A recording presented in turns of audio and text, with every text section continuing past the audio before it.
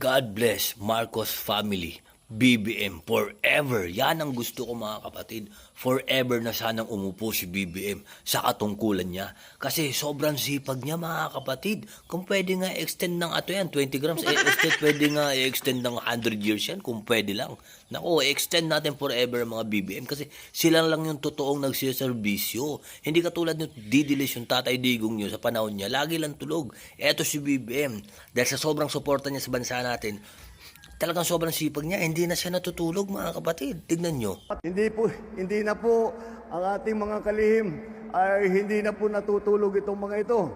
Alam ko po yan dahil ako rin di na po ako natutulog. Pag tinatawagan ako ng alas 2 ng umaga, alas 10 ng umaga, sumasagot.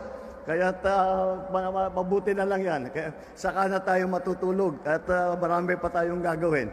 Mr. President, kami ho'y naaawa sa'yo.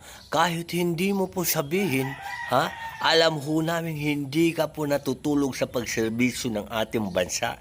Dahil bawat eskinita po, nakikita po namin ang suporta ng ating kababayan. Talagang hindi na rin po sila natutulog simula nung umupo kayo. Kasi parang paligal na ito eh. Kaya saan lang rin, tama rin yung sinasabi nyo, saan lang rin ba yung tulog-tulog na yan kung pagtutong ita na? Tsaka, alam nyo, sa totoo lang, talagang the best yung panahon natin ngayon. Saan lang rin magpunta? Tangina, buang Pilipinas. Sobrang